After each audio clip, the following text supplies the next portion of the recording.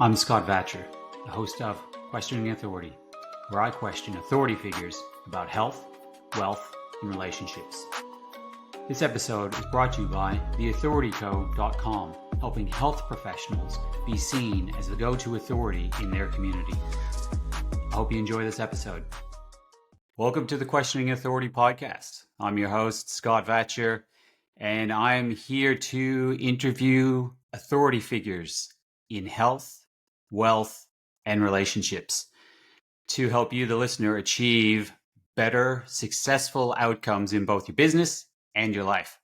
And I've got today with me my special guest, Marcus Chacos. Welcome to the show.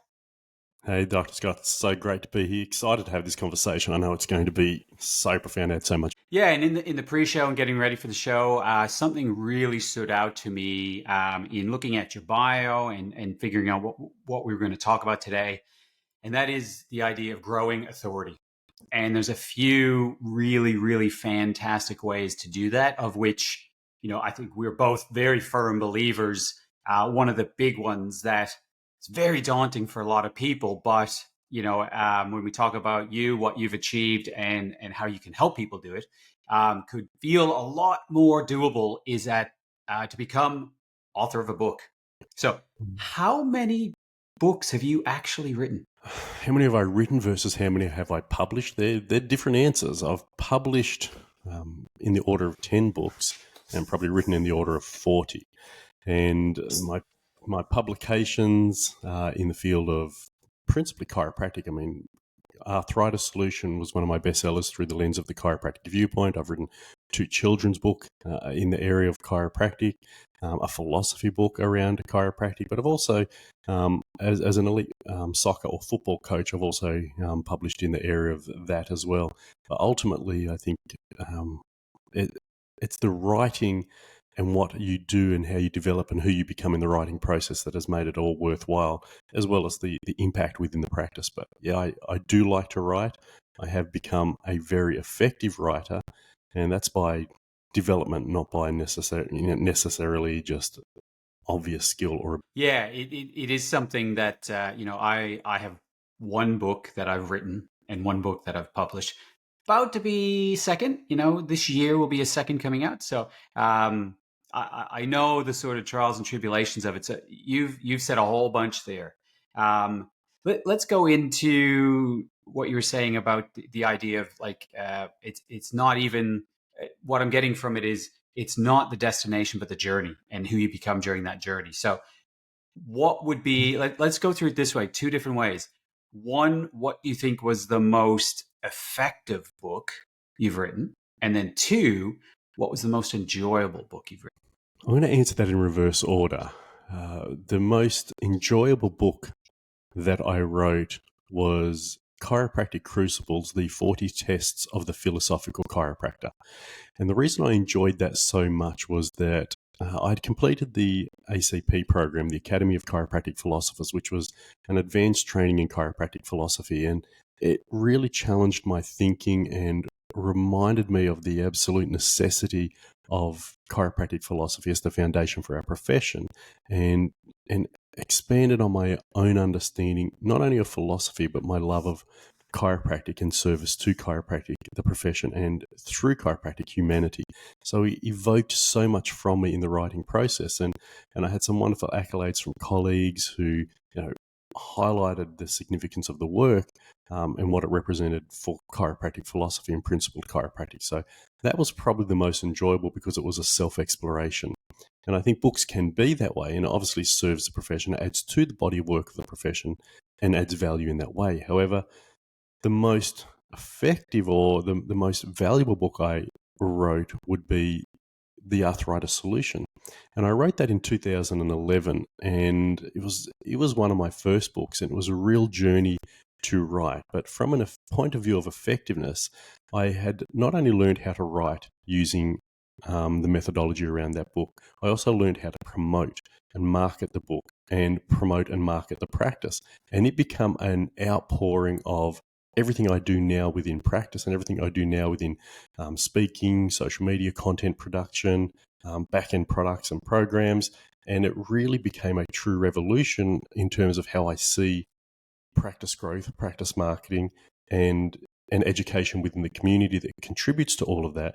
So it was definitely the most effective because it added $250,000 to the practice every year, has added more than $250,000 every year since its publication in the impactfulness of me as a author, and therefore me as an expert, me as a content producer, and also me as a person who delivers a care program around a specialized niche of arthritis and degenerative disc conditions, ensuring that my outreach to the community, my position within the heart and mind of people coming from the community into this practice, seeing me and perceiving me as an expert, as an author with content and information and education around that, it has had not only, $250,000 a year, making it, probably $2.5 million of revenue from that book or that area of influence. It's also given me a way of developing all of the other attributes that contribute to becoming successful: communication, writing, education, having clarity, fixity of purpose, passion and meaning, and therefore a way to communicate and connect with audiences that give them hope and a direction for their healing and therefore for their life. So without doubt, the Arthritis Solution remains one of the most pivotal, life-changing moments of my career, and writing a book was the catalyst. Pretty good answer. Yeah, so if somebody's sitting there listening to this now and going, yeah, I mean, that sounds amazing. That's a significant impact from an effective, quote unquote, marketing tool, really. What would you say to the person who is listening and saying, oh my, that sounds amazing, but I can't do that. There's no way. Yeah, I love that question. That's such an important question because every single person listening to this has already written a book. They may not have put it into print yet. They may not even recognize that they are naturally, inherently right, but they are. And to answer that question, I need to go into how I write and why my method of writing, I think, suits me and suits, at least within the chiropractic profession. And I know you speak outside the scope of chiropractic. However, most of the people I speak with work with chiropractors, and it makes sense within this context. So in a chiropractic practice, you have an initial consultation where you uncover the history, you find out information about what challenges they're facing, what goals they have.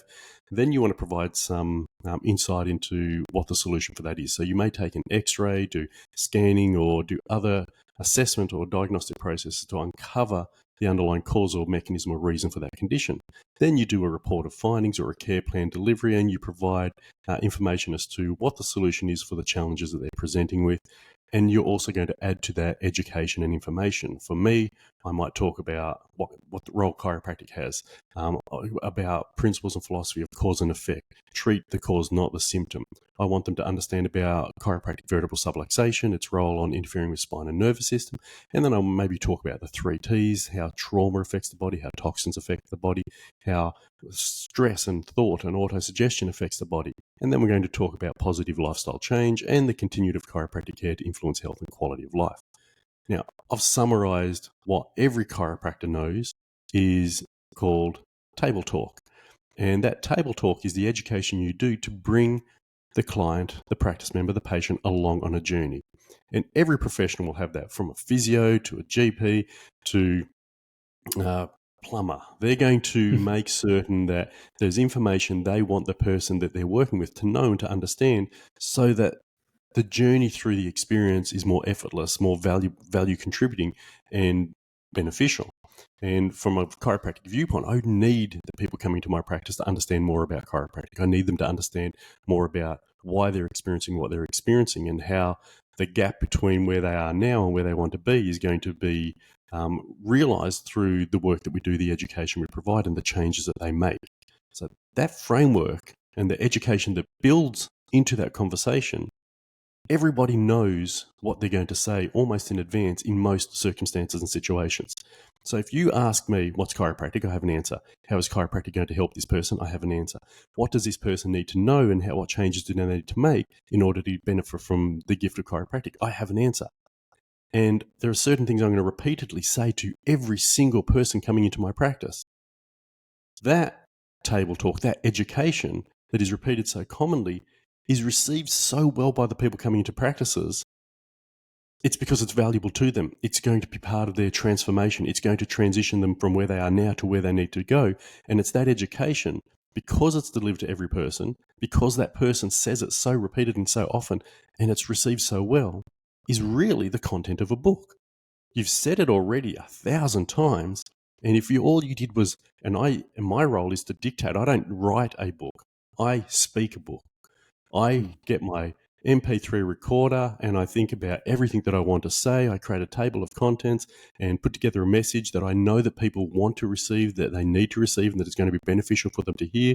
I bullet point all the things that I would normally say. Then I simply record it in a microphone in a conversational point of view, like I was in the room with that person, get it transcribed after having dictated it, and then do some edits to it. And then after I've done that, add some stories, put some research to it, create a framework for the book that is a little bit more developed and professional. And then I give it off to an editor and it comes back as a completed book. Far more effortless than any person could ever imagine. And that's why I say everyone's got a book. They've already written it. It's just they've written it verbally in their interaction and engagement with other people, and they've never taken the time to realize the value of what they're saying when written down is already a book and a message that people need. Okay, yeah. I mean, that's a fantastic synopsis, and there's so many different ways to write a book. I did write mine in more of a written form, so it just depends on which way works for you. I find the act of writing to be quite beneficial in my thought process, because when I sometimes try to verbalize it, it's more difficult. But when I'm writing, I can take my time with it. So it really does depend. But I do love that idea. And what are your thoughts as you were saying that in this world of digital technology over the last short period of time? There's been an explosion of, and we'll talk about social media in a few minutes, but on social media, mine blows up now with, I wrote a book with AI in 30 minutes. What are your thoughts on that? I've got really clear thoughts on that. And before I answer that question directly to that, I want to share a conversation I had with both of my children who are at the Australian Chiropractic College studying to be chiropractors. And they were talking about how ChatGPT and any of the other AIs can actually really beautifully answer essays and assignments. So you may have an assignment that says, what is the benefit of chiropractic in addressing back pain, neck pain, and headache? For me, that's a really meaningless question because I've got a greater view of chiropractic. But you might have that question and you can put that into ChatGPT and say, please use APA referencing and make it a 2,000-word essay with relevant citations. Bring a unique thought into it as though I'm creating a different idea, so it's different from any other writing that you've done and any presentation that other people have done. And it produces a 2,000-word essay that is really great. And I spoke with my children about that and said, if you do that, if you have AI do your assignment for you, and when you come to graduate years from now, and I ask you the question, how does chiropractic help in back pain, neck pain, and headache? And you cannot answer that question, then I'm going to make you write that essay right here, right now, again, but not get paid for it. For the very simple reason, it's not getting through the course that is of value. It's getting from the course. When you do the assignment, you are scaffolding your own learning, your own knowledge. It's enhancing your ability to research, to develop your thinking, enhancing your logic and reason, your cognitive abilities. It's building a web of knowledge that makes you a better communicator, a more effective clinician, and therefore a person who's more able to contribute and add value into the practice. So that, on an answer of an essay, leads to what I think about writing a book. The purpose of writing a book isn't to become a bestseller, although that may happen. It isn't to get notoriety or authority, although that could also be a natural byproduct. The purpose of writing a book is to develop your thinking, refine your art, enhance your perception of your knowledge base, and become an authority by virtue of expertise developed through the hard yards. So the writing of a book through AI, sure, people can do that, but it's a shortcut to expertise. It's a cheat on your own skill, knowledge, and ability, and it's a way of limiting your own personal, professional growth and therefore expertise. And is there a reason to do it? Absolutely. Is there value from it? Without doubt. But I write to become a better person, a better practitioner, a more skilled and more knowledgeable person. And the writing is the way I sharpen that. soar to the byproduct of expertise. You don't become an expert by writing a book through Chat GPT. You become an expert through developing your thinking through the hard yards of. And I agree for the most part. I believe it's a tool. I believe it's a way to organize your thoughts. It is great. I'll use it to if I'm writing something, it's like, I want to come up with a catchy title. It's like, give me 10 titles for this particular subject or something, and it'll spit out 10. And what I will take from that is probably a bit from 3 or 4 of them to create my own. So I do believe it's a fantastic tool to organize thoughts and processes, but please don't write a book in 30 minutes with AI. It's not you. It is a shortcut. It is a bit of a cheat, and it's not really going to benefit anyone. So cool. I like that answer. I think we're in agreement with that. Continuing along that idea of the whole technological world, where do you feel social media fits into this? Once you have, just say you're like, okay, yep, I get this. I've got a book now. How do you use then social media as a tool, or to use a presence within social media to get it out there? Yeah, this is a great question. And look, the reality is at the moment, social media is where a lot of people are consuming content and, viewing information and connecting with people. So whether we like it or not, that is where our influence is going to be. I came to social media later than I may have necessarily liked in my resistance to technology. However, over the last couple of years, I've definitely utilized it in a way that has been really, really valuable to my authority, to the expertise and demonstration of that expertise. And I'm super excited about social media platforms. And I have my Instagram and my YouTube and my website that are really content rich. And I think any person wanting to create a real platform for themselves and a way of expressing their knowledge, skills, and abilities, it's an essential and integral path forward. I think the beauty of having a book, it actually extends into social media so profoundly. I did it the wrong way around. I wrote book and then spoke, and years later came back to social media. And I think if I had done the social media first before speaking engagements and platforms, I would have been more prepared for the speaking and the opportunities that came my way, some of which were a disaster because I was not as communicable as I am now. I know that when I speak here and I present, people go, gee, Marcus is a really great speaker and obviously very confident. That's refined after hundreds of hours of speaking and presenting. And I was not this elegant or a speaker early in my career, and social media would have given me that opportunity. So the book you write is perfect for social media. So what I do is I create a content plan for my book. So for example, with the arthritis solution, what I did was I created a really robust content plan, which was simple to do when you break it into this step. I said, what are the 4 key things? What is arthritis? What are the different types of arthritis? How do you effectively treat, for lack of a better word, treat arthritis? And what happens when there is an arthritis solution to a person's health and quality of life and their experience in the world?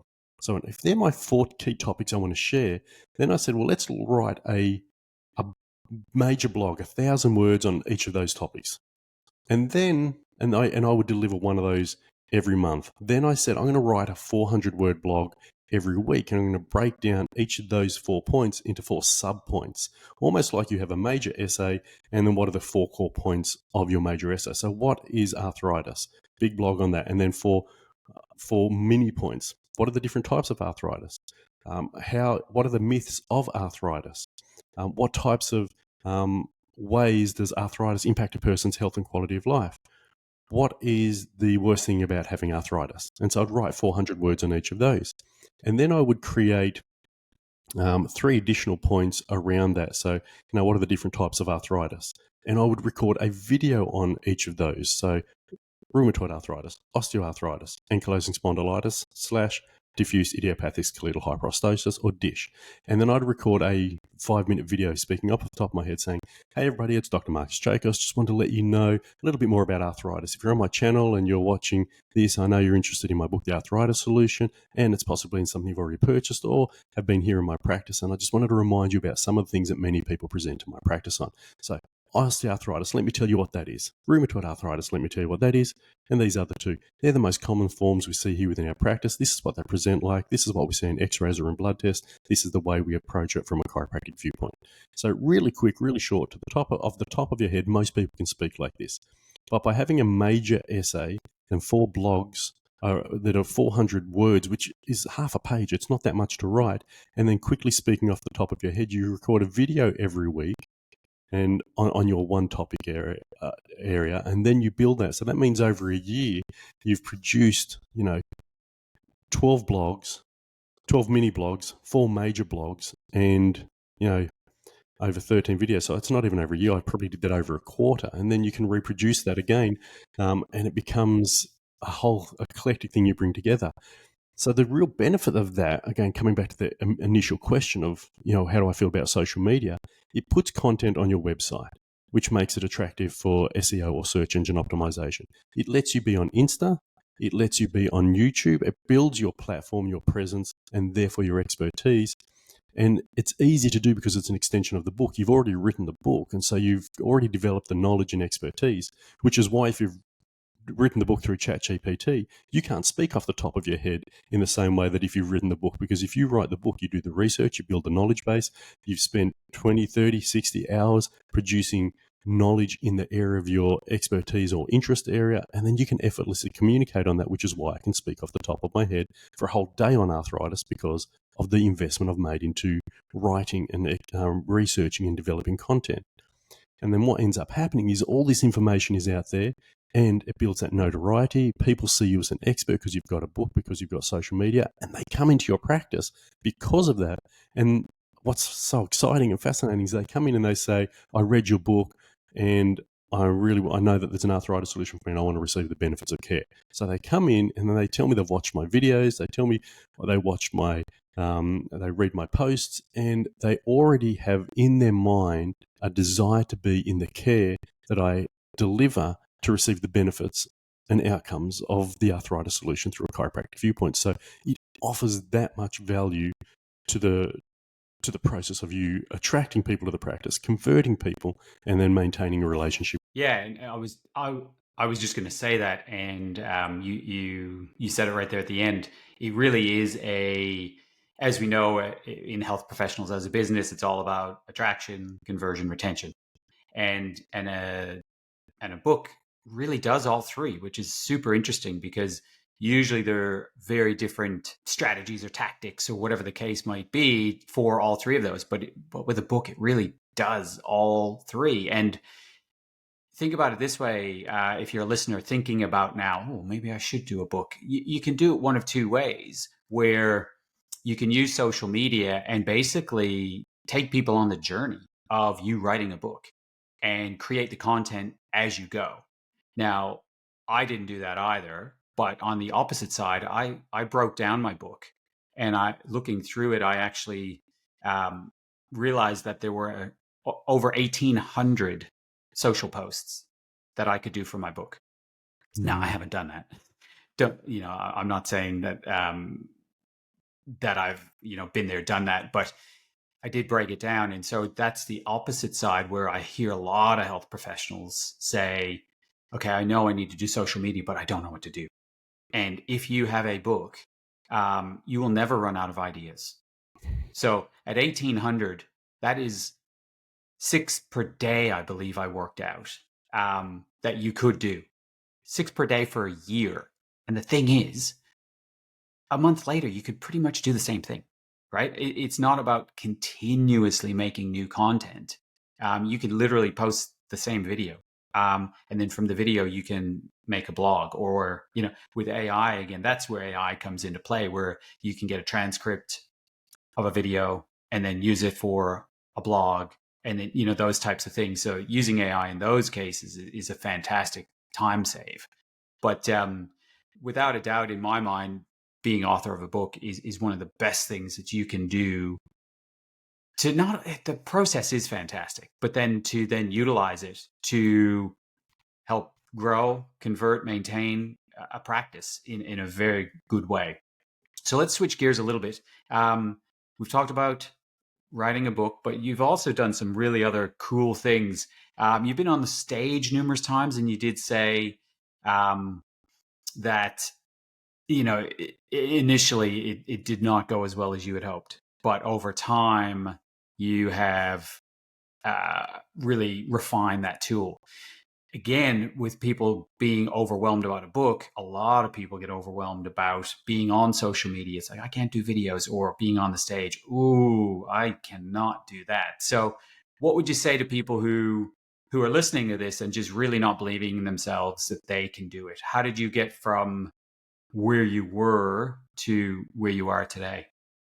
Yeah, absolutely. It's such a great question. And I think, and I understand that most people, and I would say it's most people, feel uncomfortable being on a platform. And I was absolutely no different. And my first presentation, I decided to do in practice. And there might have been, and this was a long time ago as well. This is why I said, I would do it in the opposite way. I did the social media first because it'll develop your skill set in communication. Whereas we didn't have social media 10, 15 years ago when I wrote the arthritis solution, and I decided to put workshop on in the practice and invite the community to it. And we had 30 or 40 people there, and I looked into the room and it was filled, and I looked at the podium and I felt physically sick, thinking, what the hell am I doing? I don't know how to speak. I'd prepared, but I hadn't prepared enough. And I started almost hyperventilating before I went onto stage. And I went into a sympathetic storm. For those who aren't familiar with chiropractic, that's a really high stress response. And I literally became so sweaty that the sweat showed through I was wearing a blue shirt, and the sweat showed through my shirt. And I didn't have a second shirt. And I was like, I'm not ready for this. I can't do this. And they're like, you've got to go on stage. And so it was pretty warm, and I put a jacket over the top to try and hide the sweat. And it soaked through my armpit into the jacket as well. I could feel it. So I never lifted my hand. I never moved my hands from my side at all for the whole presentation. I stood there like a robot. And I delivered what was not a really great presentation. It was stilted. I kept stopping like this, trying to capture my thoughts, and I didn't know quite what to anticipate, to expect. I wasn't prepared, and I didn't think that I was going to freeze the way that I did. And I did my best under those circumstances, and a number of people came up and said, "Oh, thanks, that was valuable information, appreciate that. You seemed a little nervous." I said, "I was, and I've got nausea and almost about to vomit on them." And so the first presentation was an absolute disaster. And as I said, I know that I sit here speaking to you in a very confident and elegant way. And that is now because I've done thousands of presentations. So as with anything, whether you're a chiropractor, your first adjustment is not the best adjustment you'll ever deliver. It takes hundreds of adjustments. Whether it's a physio delivering an exercise program, the first one they ever deliver is not going to be the best. Whatever you do first is not going to be your best, and you need to recognize and accept that, and then train in anticipation to develop that. I didn't realize that speaking was trainable when I first started speaking, and I didn't do another presentation for ages after that because I thought, this is stupid, I can't do this. And then I read books on presentation. And then what I initially did for my next presentation, I knew that I wanted to talk more on this topic.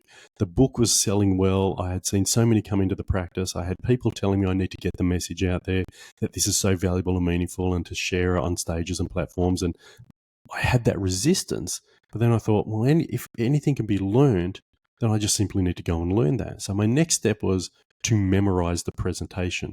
So I did shorter presentations of 15 minutes so that I didn't have to quite remember as much. And I literally memorized verbatim what I was going to say.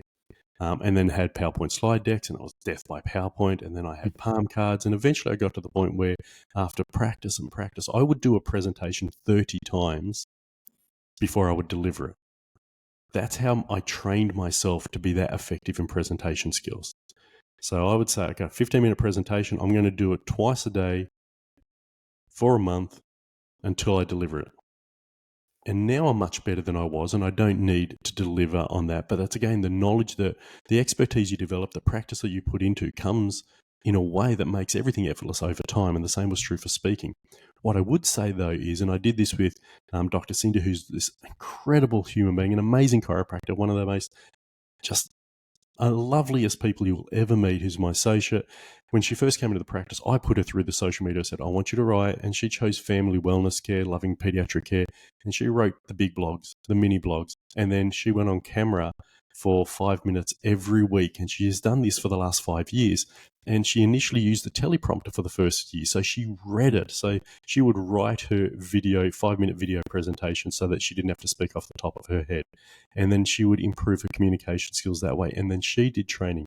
And now, years later, she speaks off the top of her head. She's been on summits. So all of it can be trained and developed. And that's a really long answer to my initial response was disastrous, but I trained and developed to be excellent at it. And now that I have been on platforms, my message is expanded. I record great content for my YouTube channel. I have been not only on that, I've been on many great platforms, many great summits. I've spoken at Concordia, the Australian Chiropractic College. I've given content to Lyceum at New Zealand College of Chiropractic. I'm going to Sherman College over in the United States, speaking on the neuroscience of chiropractic. I have spoken at the Remarkable Practice on philosophy at the Philosopher Symposium. There have been numerous platforms and numerous presentations, huge numbers of podcasts and summits that could only happen if, one, I developed the confidence to present, the ability to speak, and a way of refining my message to ensure that there was incredible value. And that's a trained process. It's a developed process. And any expertise that comes from time, effort, and energy produces great dividends. And speaking has been one of those things that has allowed me to get my message out into the world in ways that I otherwise wouldn't have. It is a beautiful extension of the book, and it is a natural integration with social media. It is like an incredible trifecta of success, and people who want to make an impact in the world, who want to have influence, who want to be seen as an authority, to demonstrate expertise and even achieve mastery. Speaking is an inherent and essential element. Couldn't agree more. And it is a fantastic marriage of ideas and a brilliant way to have a good strategy moving forward, not only to grow your practice, but to have that bigger picture in mind and have an impact. Because, if you do go through the process of writing a book, there is some love involved in that. There is some bigger message that you realize, you can affect numerous people's lives within your practice, but then having a book is you can go global. You can really have an impact of people outside the practice, which is always a very cool scenario when you do hear from people who you would have never been able to impact in your local community to have an impact on that global scale when a book is out there. So that's just another sort of side effect if you're looking at the big picture. Yeah, and that big picture expands because when you write a book, or if you have a social media platform and a great following, people follow you and then they invite you to speak. And when you speak, you get to represent your book. When you represent both the book and the speaking, being on stages with a book automatically, in the perceptual mind of the viewer, you are the authority. You've got a written book, you're on a platform and a stage, you're an authority, you immediately have incredible gravity with them, incredible influence, and therefore your opportunity to impact is so expansive. There is nothing more. And if you're thinking, because this is something that does happen sometimes too, when you start to think about it, Facebook knows, and then they show you all these author things, and you're thinking, everybody has a book. Like, how big of an impact will it be? What I want you to think about, if that does come to mind, is how many people do you know that have written a book, that are authors? And if you truly think about it, not many, to be honest. So it really does help you stand out from the rest. It is truly the biggest tool that I know that can help you to do that and having a bigger impact and grow your practice. Another one is, I believe, online courses, because that is sort of the language of today, right? A written book, sometimes when people, when it comes to the actual hard copy of the book, like, oh, do you have something online? Oh, do you have the audiobook? Do you have the something? Some people just don't read books. And to me, that's literally a crime. but that's besides the point. You've got some online courses as well. So for you, it's the chiropractic education online, I believe, is your main course. Just give this is obviously the audience here is not just chiropractors, but this particular course is for chiropractors, which does bring up a good point, is to have a niche when it comes to these things. Because, I know Marcus, his big vision is not necessarily arthritis. It's helping people through chiropractic, but just niching down through arthritis has such a bigger impact than having a book about chiropractic. Because honestly, nobody cares about chiropractic, but they do care about their arthritis. So it's a way in. A long way to ask the question. Tell us about that course and how it can benefit for chiropractors in particular, but then what are the benefits you see through an authority piece with having an online course? Absolutely. I do want to talk to what you said before. I'm going to answer that question, but I do want to talk to what you said there about niching as well. So I always say niche down, profit up. So you're right. If somebody has back pain, for example, and they look up back pain, chiropractic isn't invariably the first thing that comes up. Maybe a GP with pharmaceuticals, a physiotherapy, but then you have 100 options around that, from acupuncture to physio to osteotherapy to myofascial work to yoga, you name it, rolfing. There's so many options. So when you market to a competitive market against other modalities, you may or may not galvanize the interest of that person. If, however, you have market to their interest of arthritis and the back pain that's producing as a byproduct of their arthritis, then you're communicating to their need. So the ability to communicate to a niche, meaning the needs that they have and the solutions they're looking for, actually put you at the top of the list. Instead of saying somebody who has arthritis may not be thinking of chiropractors. Most of them may not be thinking of chiropractors. However, they're thinking of, I want a solution for my arthritis, which is why my book title is The Arthritis Solution, not chiropractic management of your health challenges, every single thing that you're experiencing. So that niching gives you the opportunity to speak to your audience. Most people think that what they have is for every single person on the planet. And that is true. I would like to see every person in the world under chiropractic care. Mm-hmm. But I'm delusional in the ability to produce that within my own community, let alone the world. So by trying to speak to everybody, you end up speaking to nobody. By having a niche, you speak to those people specific to their interest, and you become more attractive to them because you're speaking their language, speaking to their challenge, and finding a solution for them. So I really wanted to emphasize that niche aspect, that people need to look into that. Having said that, I do want to come back to that question about having a product. And there are two things in relation to that. I do have my chiropractic education online, which I'll talk to, but I also have my arthritis solution, as you said, audiobook. I have my arthritis solution online program. And the reason I have that is, and we've already alluded to a holy trifecta. In fact, there may be a quadrology or even a quintology of things.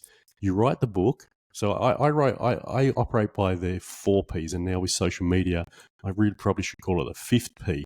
But my 4 Ps were the pen, write a book, the podium, do a presentation, the practice, i.e. have the client, the practice member, the patient in practice with you, giving them an opportunity to receive the benefits of chiropractic care, and then the product. If they can't afford your care, or if they can't attend your practice for a locational reason, then you still need to add value to their life and give them something. So I actually have an arthritis solution program, which what I did was I literally brought up the table of content of the book, and then gave the book off to a somebody on, I think I did it on Fiverr at that point in time 10 years ago, and paid them $5 per slide deck. I said, take every chapter and make it into a PowerPoint slide deck for me. And then I recorded on my computer a version of the book as I spoke through, saying, this is what I would want you to know about arthritis. This is what the arthritis solution is. And then I recorded videos on here's your exercise program, here's your diet program, here's your supplementation program, here's your breathwork program, here's the myths, here's what you need to do, here's what you need to know, here's how you overcome arthritis. There is one thing that I can't do for you within this program, that's deliver the chiropractic adjustment. Find a chiropractor in your area. Here's how to find a chiropractor. Here's what to tell that chiropractor. Here's what you need to have within your care and what you can expect. Combine all of this, you have an arthritis solution. So I have a digital program of the arthritis solution. So we've got the pen, we've got the podium. For those that are in practice, we've got practice models of how to deliver an arthritis program, and then we have a product. And the fifth P now I'm thinking about social media is you have a presence in social media as well. So all of that combines to this integrated process of delivering value to your community based on your knowledge and your expertise. And so that's how I did it with arthritis. And then I also do it within chiropractic education online, where I produce summits. And those summits are, knowledge banking the wisdom of chiropractic for our profession. And I do those as a fundraiser to be able to, raise funds for the Australian Chiropractic College or the Australian Spinal Research Foundation. So I do that as my philanthropic and benevolent contribution back to the profession.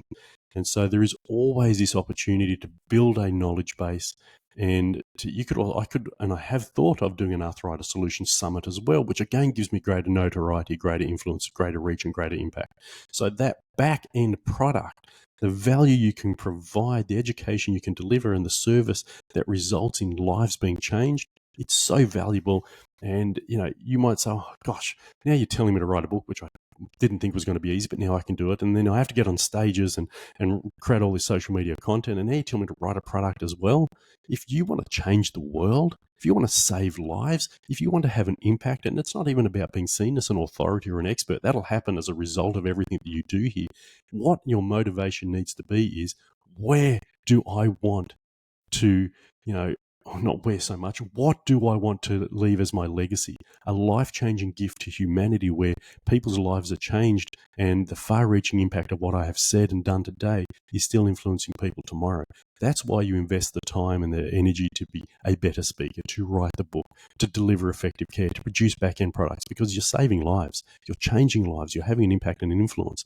And the result of that will, yes, add dollars to your bank account, positive experiences to your life, and create a legacy.